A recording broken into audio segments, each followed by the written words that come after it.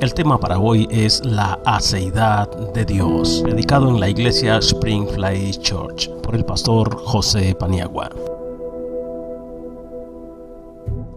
El tema que tenemos hoy prácticamente es el mismo de la semana pasada, pero la segunda parte, hablando sobre la aceidad de Dios. Y lo vamos a ver ahora desde un punto de vista diferente, desde el punto de vista de la adoración.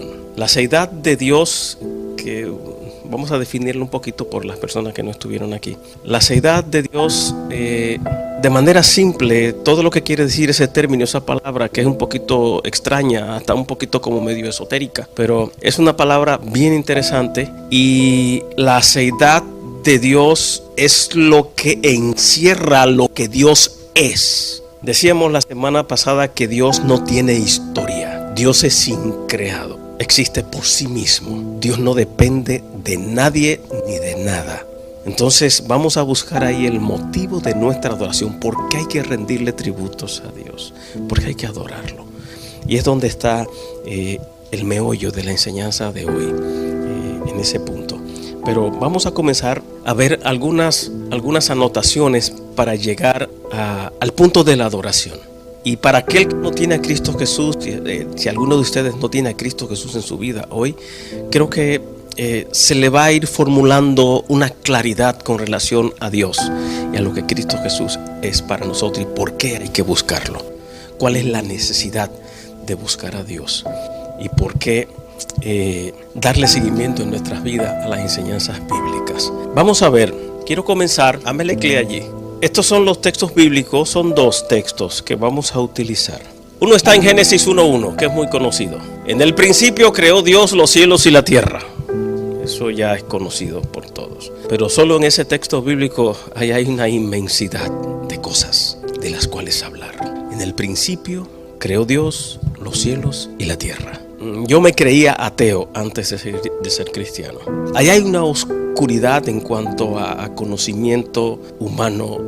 Solo sabemos que existimos, que todavía hoy los científicos, filósofos están enredados en conocer qué somos, por qué estamos aquí, por qué nací. Nadie aquí tiene algún recuerdo de antes de haber nacido, ¿verdad que no?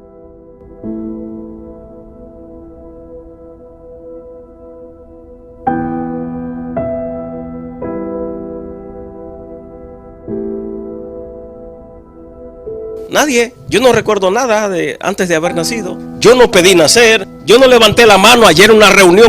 Yo quiero nacer e ir a la tierra y engéndreme en el vientre de una mujer por ahí. No recordamos esto.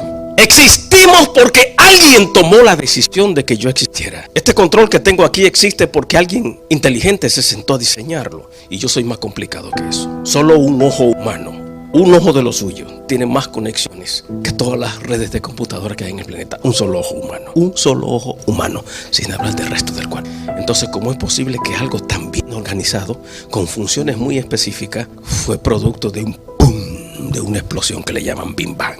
Y de esa explosión surge todo. Imposible. Eso no es lógico. Ni siquiera es científico eso. Ni siquiera es. Más científico es pensar que hubo un diseñador, que hubo un arquitecto. Cada carro, cada edificio, cada casa, cada cosa que hay allá afuera fue diseñada por alguien. No apareció así por así. Yo no aparecí así por así. Alguien se sentó, un arquitecto muy especializado, y diseñó cada parte de mi cuerpo. Entonces, en Génesis 1:1, eso es una inmensidad. Entrar ahí, pero Génesis 1:1 nos habla de la aceidad de Dios, queriendo decir que todo depende de Él. Ahora, Él no depende de nadie ni de nada. Vamos a ver. El siguiente texto es Isaías 43, versículo 11 al 13. Y dice: yo Jehová, yo soy Jehová. Yo Jehová, fuera de mí no hay nadie como Él. Aceidad de Dios. Fuera de mí no hay más nada. Con relación a Dios, yo soy Jehová y fuera de mí no hay nadie más como yo. Nadie más como yo. Lo que hace diferente a Dios de la naturaleza y de usted y de mí es su aceidad. Que Él existe en sí mismo. Es increado, es intemporal, no tiene historia. Todo aquello que tiene historia es porque comenzó. Y como Dios no comenzó nunca, ni terminará nunca, entonces Dios no tiene historia. Sigue diciendo el texto.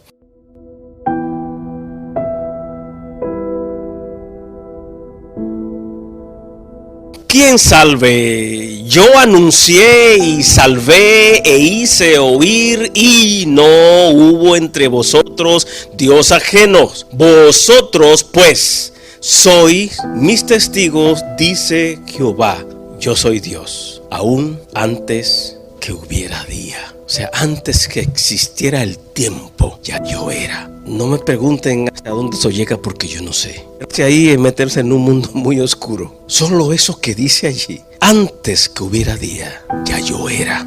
Hay otro texto que dice por ahí: antes que el mundo fuese, ya yo era, ya yo estaba. Ahora, si alguien quiere entrar y averiguar el origen de Dios, ese es un problema. Los metafísicos tuvieron un gran problema. La metafísica se define como el principio primero de las cosas. Descubrir el principio primero de las cosas. Y llegaron a una conclusión, porque no encontraron el fondo de ese barril. Trataron de encontrar el origen de Dios y se perdieron en una oscuridad profunda que hasta hoy están perdidos. Y determinaron decir que todo es Dios. La semana pasada hablamos un poquito de eso. Que un animal es Dios, que una piedra es Dios, que el río es Dios, que el agua es Dios, que un insecto es Dios, que usted y yo somos dioses. Determinaron, ¿por qué? Porque no encontraron el fondo. Entonces, si Dios, entonces realmente no hay Dios. El hecho es que aquí dice que Dios era antes que todas las cosas fuesen, y no hay otro Dios como Él. Ese es el texto que nos va a ayudar a caminar por este trecho que vamos a ir hoy. Aquí dice, esta es una reflexión antes de entrar en el punto clave de la enseñanza de hoy. Una mala definición lleva a una mala práctica o a una práctica errónea. Escuchaba a un predicador ayer y me trajo a la memoria una enseñanza que tenemos por ahí sobre eso, que incluso tuvo una discusión en la escuela, en la Universidad Logo, con los alumnos, con 2 alumnos, una vez, porque hablábamos sobre eso, que cuando definimos un concepto mal, el contenido de esa definición, si la llevo a la práctica de mi vida, voy a cometer errores, porque está mal definido. Todo lo que definamos mal y lo practiquemos, vamos a practicar algo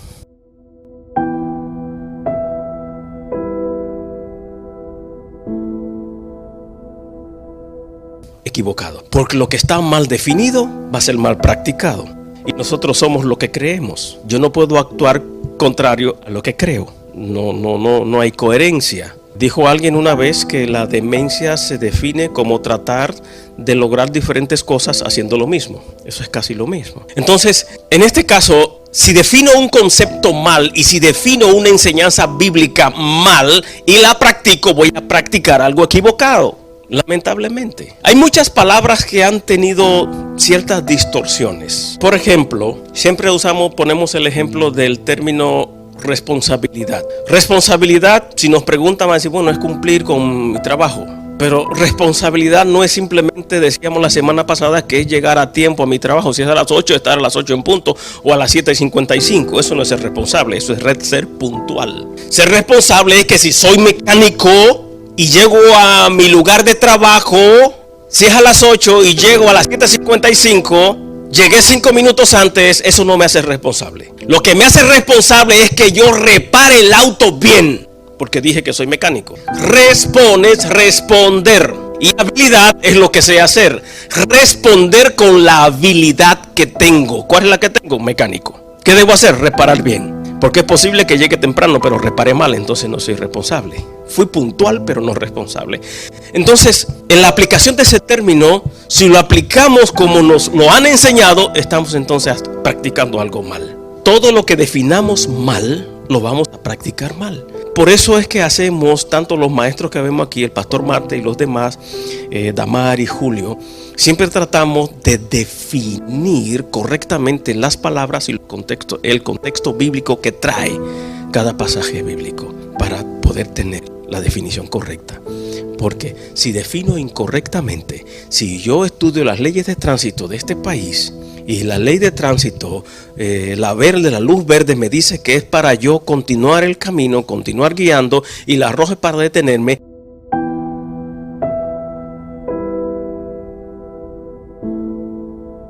Si alguien me dice a mí y me define mal eso, y me dice, no, la roja es para seguir y la verde es para parar, ¿qué va a pasar? Me definieron mal, va a haber un pum, o pierdo la vida yo o mato 2 o 3.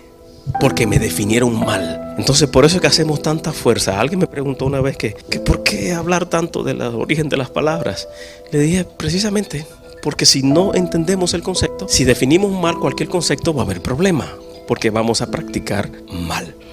Ok, vamos a ver. Hay algo más que quiero definir abajo, y es la palabra control, que por lo regular la hemos definido mal. Esto es para entrar ya al punto que queremos. Como dice aquí, la palabra control está compuesta por dos palabras, un prefijo y un sufijo. Uno es inglés y el otro es francés. Es como contrôle, que significa contra el papel. Pero yo aprendí desde pequeño que controlar, era yo tener el control de las personas de manera directa, por mi fuerza, por la autoridad que tengo. Y no es así. La palabra control simplemente significa contra el papel. Y es lo que controla toda nuestra vida. Cuando nos casamos, ¿qué nos entregan? Un papel. Y en ese papel certifica de que somos esposos. Un papel. Cuando trabajo, ¿qué me entregan? Aunque ahora nos entregan números, pero nos entregan ¿qué? Un billete, papel. Cuando vamos de compra, compramos un carro, ¿qué nos entregan? Un papel. Y ese es el que me da a mí la autoridad para decirle a quien sea, ese carro es mío. Esa mercancía la compré yo porque tengo un papel. Cuando nace un niño, ¿qué pasa con ese niño? Le entregan un papel. Y donde quiera que va, le van a pedir ese papel. Y si usted no tiene ese papel, usted tiene un problema en la nación donde está viviendo. El control de mi vida la va a tener el Estado a través de un papel. Sencillo, todo es papel.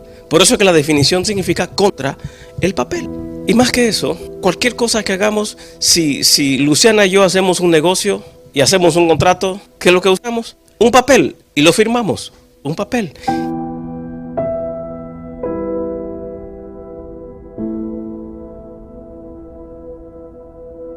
Y si hay un problema entre ella y yo, con el acuerdo que hicimos, señor juez, no, yo tengo un papel. Ella se comprometió conmigo con esto. Yo tengo el papel aquí. Entonces él le va a decir, bueno, Lucianita, él tiene un papel en donde está el acuerdo. ¿Quién tomó el control allí? ¿El juez? No, el papel. Toda nación tiene una constitución. ¿Dónde está escrita esa constitución? Un papel, es un libro. Es un libro. Todo presidente, todo político, todo legislador tiene que sujetarse, y todo ciudadano, a la constitución que está en un papel. La vida está controlada por papel. La Biblia fue la constitución del país de Dios, fue puesta en un papel. La Biblia que tenemos. O sea que la vida está controlada por papel. Entonces, si aprendo mal porque me definieron mal el concepto, voy a tener una práctica errónea. Vamos a ver este otro aspecto que está aquí. Y aquí comenzamos a entrar con el perdón de los que siguen a este señor, ¿ok? Esto fue un comunicado del Departamento de Prensa del Vaticano. Ahí dice, el Papa Francisco dijo, podemos estar distantes, hostiles, podemos incluso declararnos a nosotros mismos como sin Dios. Pero el Evangelio de Jesucristo nos muestra que Dios no puede permanecer sin nosotros. Eso búsquenlo, eso se publicó. Dios no puede permanecer sin nosotros. No hay pastor sin ovejas. Si ustedes se van, no sirvo para nada yo aquí, ni Marte tampoco. Pero en Dios no pasa eso. No, este hombre se equivocó. Aquí abajo ya hay una nota de dónde salió ese comunicado. Que Dios, según dice él aquí, según el Evangelio de Jesucristo, que Dios no puede permanecer sin nosotros. La aceidad de Dios significa que Dios existe en sí mismo. Dios está contenido en Él mismo. Y vamos a ver ahora cómo contradecimos eso y por qué es que nosotros debemos adorarlo, respetarlo.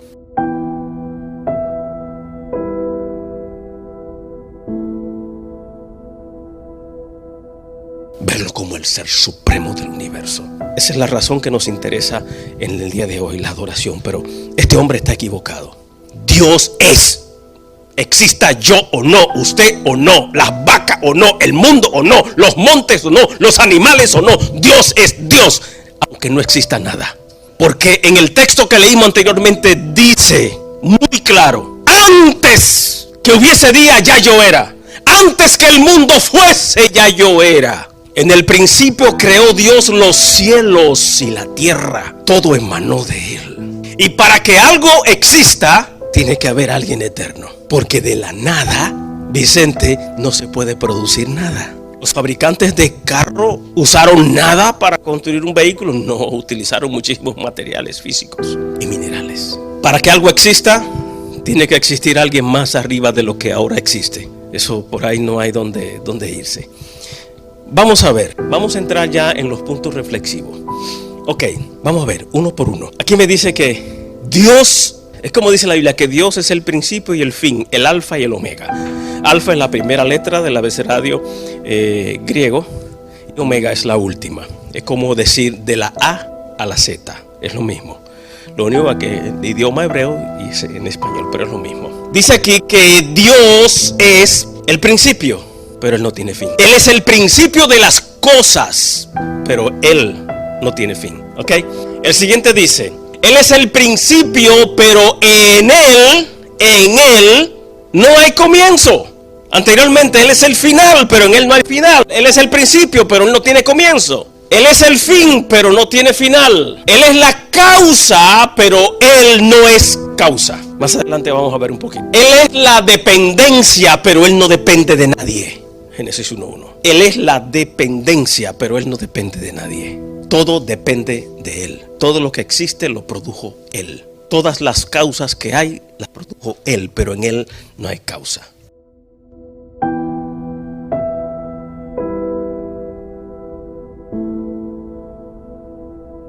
En Dios no hay potencialidad. En Dios no hay potencialidad. En usted y en mí sí. En esos niños que presentamos aquí hay una potencialidad enorme. Tienen aproximadamente 100 millones de células neurales que se van a ir desarrollando conforme a cómo vayan ellos creciendo. Y conforme al conocimiento que vayan teniendo se van desarrollando intelectualmente.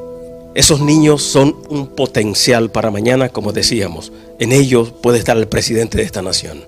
En ellos puede estar el alcalde de esta nación. En ellos puede haber un ser súper inteligente en uno de esos niños. ¿Por qué? Porque tienen potencial. Ahora, en Dios no hay potencial. Dios no tiene potencial. En Dios no hay potencialidad. ¿Eso se entiende? Ok, vamos a ver. Dios no aprende. Él es la fuente. Dios no aprende. Usted y yo sí necesitamos aprender y desarrollarnos. Y el otro punto que dice abajo, que en Dios no hay desarrollo. Dios no se desarrolla. Se puede ir desarrollando su plan, pero Él no. Dios no se desarrolla, porque ya Dios es. Ya Dios es. Ya Dios es. Él no tiene que crecer más. Él no tiene que aprender más. Cuando nosotros oramos de rodillas, no le estamos informando nada a Dios. Cuando oramos, lo que estamos haciendo es expresándole a Dios lo que sentimos, lo que queremos. Pero no le estoy informando nada. Creo que ustedes conocen la respuesta. Dicen las Escrituras: no está la palabra en tu boca cuando ya yo, Jehová, lo sé. Antes de yo expresar o de pensar lo que voy a armar con una idea, ya Él lo conoce. Él es omnisapiente. El siguiente dice: Dios no aumenta ni disminuye. Por ahí dicen que el universo se está expandiendo. Yo en lo personal no creo eso, ¿ok? Yo creo que Dios creó, punto. Ahora, la vida biológica sí tiene un potencial de desarrollo hasta cierto punto. Nace hasta el punto de la muerte.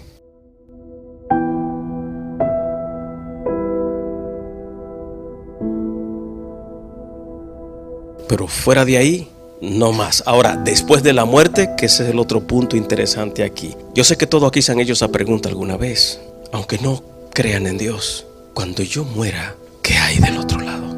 ¿Qué hay del otro lado de esa pared? Y es una pregunta que todo ser humano se la ha hecho en algún momento. ¿Qué hay del otro lado? Y lo extraño de esto es que para saber lo que hay del otro lado hay que morirse. No hay otra forma de saberlo. Ahora, la Biblia me dio un plan para asegurarme de con qué yo me voy a encontrar del otro lado. No hay otro libro que le hable de eso. Vamos a ver. Dios ni aumenta ni disminuye. Dios no tiene historia, Dios no tiene padre, Dios no tiene madre. La semana pasada tocamos ese punto, pero aquí hay algo bien interesante. Usted y yo tenemos una historia. Todo país tiene una historia. En mi país, Juan Pablo Duarte fue quien nos independizó del yugo haitiano durante 22 años. 1822, un día crucial para nuestra nación. La nación es de ustedes. Por ahí va a aparecer para los colombianos Simón Bolívar, José Martí en Cuba. Si nos vamos a Venezuela y a otros países, Argentina, vamos a encontrar también algunos héroes libertadores. E hicieron historia. Esos niños en el día, en el momento en que fueron engendrados, en el momento que el óvulo atrapó el espermatozoide de esos bebés que están aquí, comenzaron a hacer historia. Allí comienza la historia de esa bebé. Allí comenzó la historia suya. Y seguimos en la vida desarrollándonos, haciendo historia. Pero Dios no tiene historia porque Él no tiene ni papá ni mamá. Él existe en sí mismo. No tiene historia. Eso se puede escuchar simple, pero eso es muy grande. Eso es muy poderoso. Cada edificio en esta ciudad, cada carretera, cada casa, cada cosa que usted pueda ver allá afuera, tiene historia.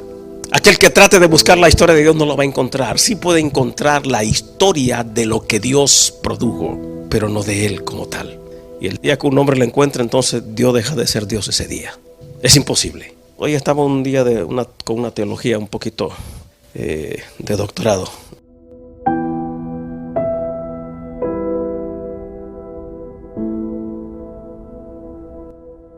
Dios está dentro de sí mismo. No voy a abundar en eso porque ya hablamos de eso. Vamos a ver ahora.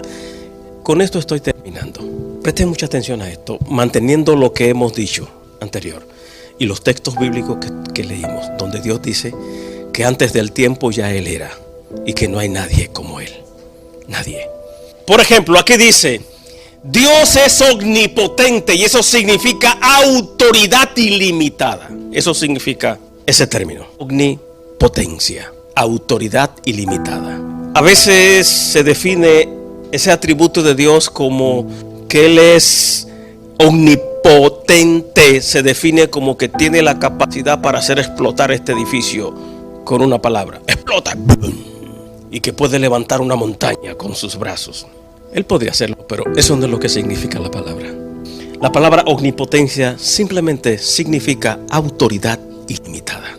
Y cuando habla de ilimitada, es que es eterna, sin fin, sin comienzo ni fin, porque Él no tiene principio ni tiene final. El prefijo omni es lo que significa sin limitaciones. Eso se parece al término que se usan los ufólogos allá afuera, que hablan de los ovnis, pero se escribe diferente. Esto es ovni y los otros es ovni, ¿ok? Objeto volador no identificado, ¿ok? Esto es diferente. Ahora bien, el punto que nos interesa aquí es la adoración. Todo lo que le dije anteriormente es lo que nos va a llevar a nosotros al motivo de la adoración a Dios.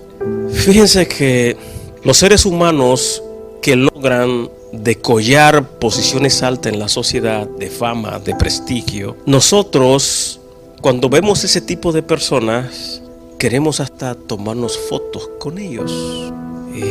Un basquetbolista de estos famosos, un futbolista, Messi, estoy seguro que ese tipo se aparece allá afuera y la mayoría vamos a querer una foto con él para mostrarle a los amigos: mira con quién me tomé una foto. Porque para nosotros lo vemos muy grandes, porque decollaron en una área, en una rama de su vida, se hicieron famosos.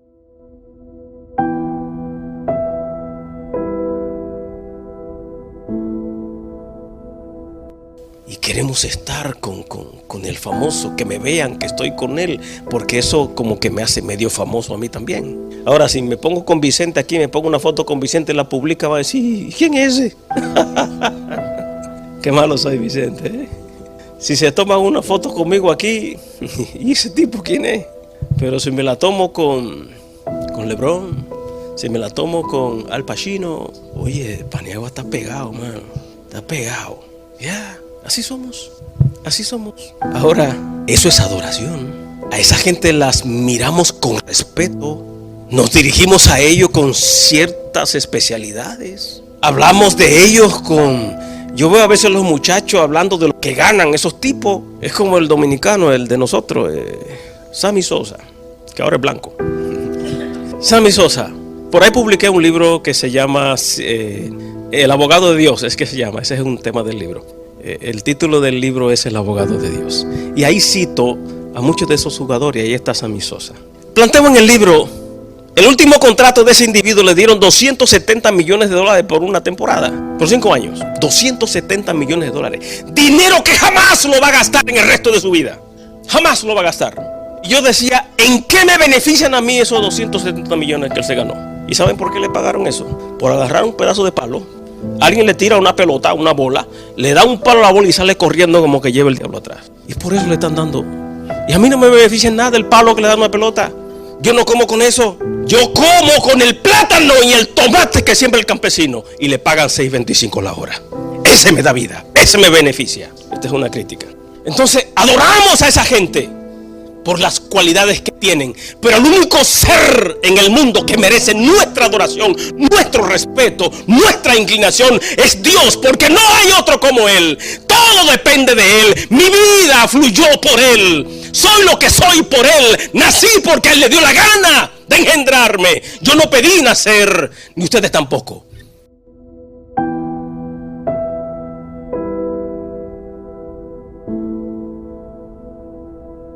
Ninguno aquí recordamos de nuestra vida antes de existir. Y si hay alguien aquí, yo retiro todo lo que he dicho. Nadie recuerda antes de. Por eso es que Dios merece que se le adore y que se le respete. Y vamos a ver qué concepto tenían los antiguos sobre la adoración a Dios. Este es el último punto. A esto yo le puse mi copyright aquí debajo porque lo publiqué. Porque esas cosas la toman y otros producen con eso. Esto lo hice en un tiempo libre el jueves en la escuela, que no tuve clase con un grupo y aproveché y hice eso en mi computadora. Miren, estamos terminando, pero quiero que se lleven esto. Era tan importante la adoración para los antiguos, para Salomón y toda esa gente allá. Salomón construyó un templo que si estuviera ahí fuera la primera maravilla del mundo. El templo de Salomón, por el diseño tan complicado. Solamente el tercer santuario del templo de Salomón, Salomón rellenó un valle de 1 kilómetro de profundidad por 3 de ancho. Imagínense ahora 3 kilómetros de ancho y 1 de profundidad. Salomón rellenó de material y piedra hasta la altura de la montaña todo ese valle, que hasta ahora los ingenieros de hoy se preguntan cómo lo logró sin máquinas especializadas. Y ahí arriba construyó el tercer santuario del templo, una maravilla. Ahora, el que adoraba allí dentro debía tener mínimo 5 años de estudios musicales y tenía 5,000 voces y 700 músicos. Me llama la atención la construcción de las escaleras del templo, de la entrada. Noten que ahí dice 1 paso, 2 pasos, 1 paso, 2 pasos, 1 paso, 2 pasos. Esa escalera que está allí, todas tienen un pie. ¿Verdad, Alex? Que es un pie, esa es la medida normal. Un pie así y un pie así. Un pie así y para arriba, pulgadas, ok. Pero lo importante es el paso, ok.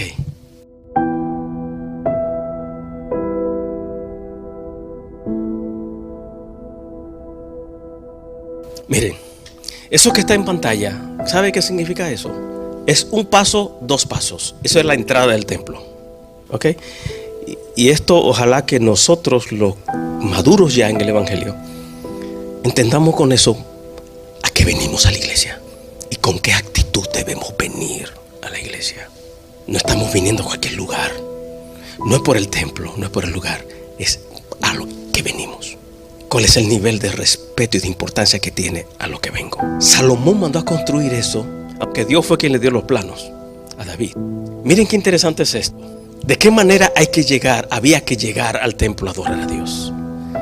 Aquí dice que las escaleras estaban construidas de 1 paso, ¿qué dice ahí? 2 pasos. 1 paso, 2 pasos. ¿Saben que en ese tipo de escalera usted tiene que ir en cámara lenta? Ahí no se puede correr. Uno corre porque sincroniza los pasos. Usted puede correr dando de distancia de 2 pasos, pero tienen que seguir dando 2 pasos para mantener sincronizado el movimiento. Si no, usted se cae. Pero si es 1 paso, 2 pasos, un paso, 2 pasos, intente correr, le aseguro que se va a caer. Y si es una escalera, no se puede. Eso era para producir una cámara lenta para entrar al templo. Tenían que entrar en cámara lenta porque no se puede ir deprisa. Un paso, 2 pasos desacelera la velocidad. Un paso, 2 pasos, eso desacelera. Un paso, porque si usted da el primer paso y el segundo paso tiene más distancia, usted lo dio rápido, ¡pam! Pero para dar el segundo paso que tiene el doble, tiene que hacerlo lento, porque eso desacelera. Este rápido, pero este va a ser lento porque es más largo. Y como va subiendo de escalón en escalón, se puede producir una caída que el individuo se va a romper la cabeza.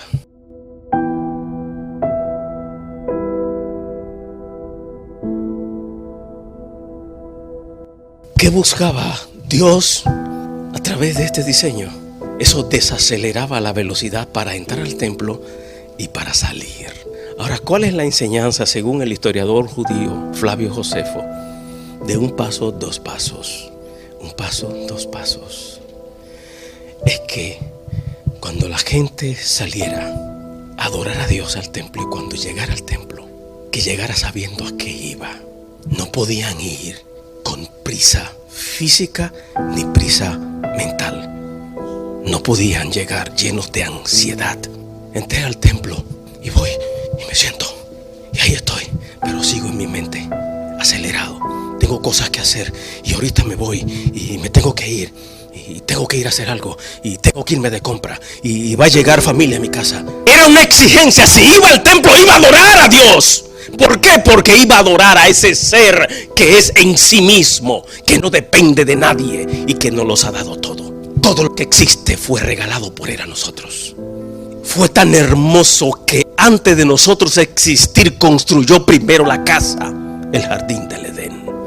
Y después que construyó la casa, animales, árboles, todo tipo de planta, entonces dijo, ahora hagamos al hombre. Ahora vamos a construir al hombre.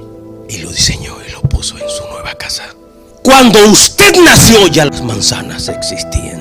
Cuando yo nací ya los plátanos estaban ahí. Cuando yo nací ya el oxígeno existía. Eso lo hizo un ser que existe en sí mismo. Y ese conocimiento es el que debe llevarnos a nosotros a respetar a Dios. Dios merece nuestra adoración, entrega, respeto, reconocimiento, fidelidad, separación para Él y dedicación responsable. Si vienes al templo, venga sin prisa. Desde la entrada del templo de Salomón, Dios desaceleró la velocidad de la gente.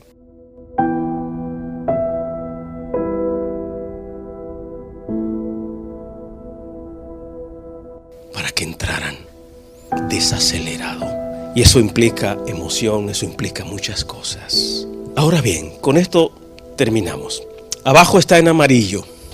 Abajo dice reconocer la longanimidad de Dios. Y esto es bien serio. Ya sabemos que existimos porque alguien fuera de nosotros existió o existe. Que no fue creado, no tiene historia. Existe por sí mismo. Dios está dentro de Él mismo. Todo depende de Él, pero Él no depende de nada. Ahora, el punto clave aquí es la adoración y la longanimidad. Están unidas. ¿Qué es la longanimidad? Se define como paciencia, pero no es cualquier paciencia. Voy a tomar un ejemplo que no es mío. Una madre va de viaje en un avión. 7 horas de viajes en un avión. Lleva a su bebé, como esa joven que va con su bebé en brazos.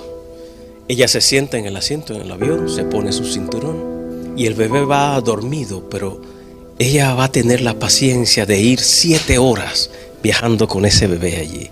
Se le encogen los músculos del brazo, los endereza, se acomoda, pero soporta 7 horas. Eso es paciencia con ese bebé que va dormido, le da de comer, se duerme, despierta, le hace caricias y el bebé vuelve y se duerme, pero esa mamá pasó 7 horas con ese bebé en los brazos. Eso es paciencia. Eso es longanimidad. Pero hay otra longanimidad que no es esa de la que habla aquí en la Biblia. Y hay varios textos bíblicos que hablan de la longanimidad.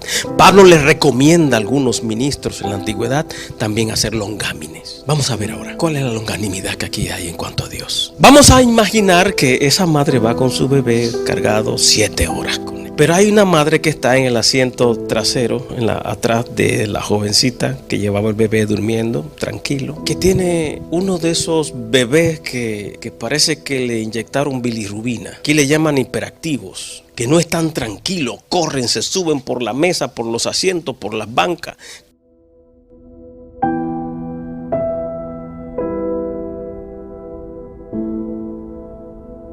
Corren, se meten a la cabina con el piloto, salen corriendo, pero ven, siéntate. Y comienza a hacer desórdenes y a molestar a las personas.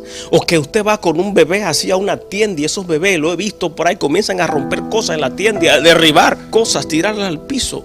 Y esa madre, 1 hora de compra es 1 hora de sufrimiento. Y tiene que soportar ese muchachito. De esa es la longanimidad que se aplica a Dios para con nosotros. El que Dios tenga que soportarnos. Dios, que lo ofendamos, que pequemos contra Él, que hagamos cosas deshonestas, que blasfememos contra su nombre, que injuriemos contra Él, cometemos todo tipo de pecado contra Él. Y aún así, desde que nacimos y tuvimos conciencia, Dios sigue soportándonos, teniendo misericordia y longanimidad. A eso se refiere esta longanimidad, a la paciencia de Dios con nosotros. Cada día de nuestra vida cometemos algún tipo de error que ofende a Dios. Pero Él me dijo, tienes un abogado que se llama Jesucristo, que va a estar por ti en la corte. Si pecaste contra Él, pide perdón. Pero Dios está ahí sobrellevándonos. ¿Cuántos errores yo no he cometido en mi vida? Yo creo que no caben aquí si los almaceno así, los errores míos. Los suyos yo no sé cuántos son, pero los míos son bastantes. He ofendido a Dios muchas veces. He despreciado a Dios muchas veces. He avergonzado a Dios muchas veces. Le he sido infiel a Dios muchas veces. He sido injusto con Dios muchas veces. He dañado a otras personas también. He cometido errores bastantes veces. Pero Dios sigue cargándome. Dios me sigue llevando. Me sigue soportando. Eso es longanimidad. Entonces, como Dios es Dios en sí mismo y Dios practica la longanimidad conmigo y contigo, entonces por eso debemos hacer todo esto que está aquí. Adorarlo, entregarnos a Él, respeto, reconocimiento, fidelidad, separación para Él y una dedicación responsable. Cuando aquí dice una dedicación responsable, es que yo esté consciente de lo que estoy haciendo. Que si ya acepté al Señor Jesucristo como mi Salvador y voy los domingos a la iglesia, yo tengo que entender que dediqué el día de adoración, el domingo, para venir a adorarlo. Que no haya otro tipo de compromiso, porque Él lo merece.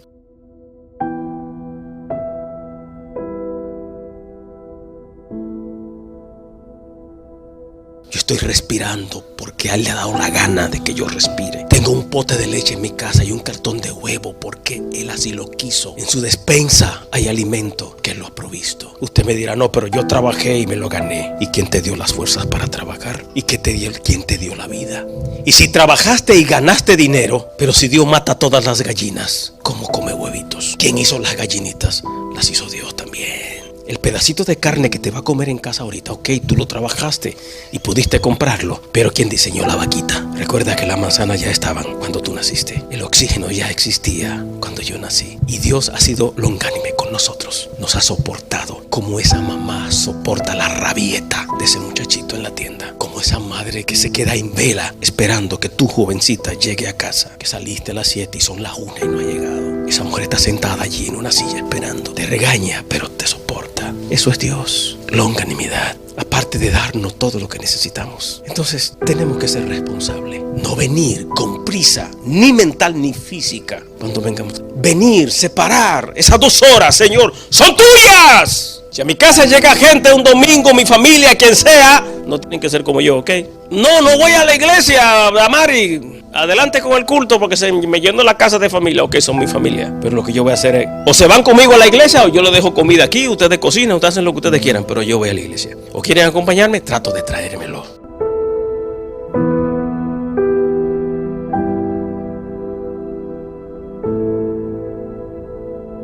Me los traigo. No tienen que ser como yo, ok, eso soy yo. Pero eso es lo que sería una dedicación responsable, en respeto a esa longanimidad y en respeto a ese ser que existe por sí mismo. Dios le dijo a un muchacho en la Biblia, le dijo en una ocasión, mira, cierra la boca, porque si yo tuviera hambre, yo no te voy a pedir a ti de comer. Eso se puede ver como prepotente, y Dios lo es, porque es que Él es. Hay una cosa que Dios no puede dejar de ser, y esto es hermoso. Dios es en sí mismo. Dios no puede dejar de ser Él. ¿Se entiende eso? Dios no puede dejar de ser. Él es. Él es. Por eso dijo yo soy. Él es. Él es. Él es. Él es. Déjenme regalarle algo que tengo aquí. Mi teléfono está por ahí. Ya vamos a orar para que nos vayamos a casa. Yo quisiera que mantuvieran esta enseñanza en su alma, no en el corazón, sino en su alma. ¿Por qué razón? Porque Dios es un ser necesario. ¿Y saben qué significa ser necesario? Dios es necesario, pero Él no puede, por decirlo así, no ser. ¿Se entiende eso? Necesaria, necesidad, necesario es aquello de lo cual depende mi vida, su vida. El agua es necesaria. El alimento es necesario. Dios es necesario. Pero dentro de eso que Dios es necesario para nosotros, Dios no puede no ser. Dios no puede no ser. Porque es necesario. Dios no puede no ser necesario. ¿Por qué? Porque Él existe en sí mismo. Ese debe ser el motivo de nuestra adoración. Mi respeto, mi fidelidad a Él. Porque todo está sujeto a Él. Y Él no está sujeto a nada ni a nadie. Él no necesita de nada ni de nadie. Porque Él es en sí mismo. Él es en sí mismo. Señor, ¿y qué le digo a Faraón? ¿Qué nombre le doy? ¿Quién me está enviando? Dile que yo soy. Punto. Bendiciones. Dios me les bendiga.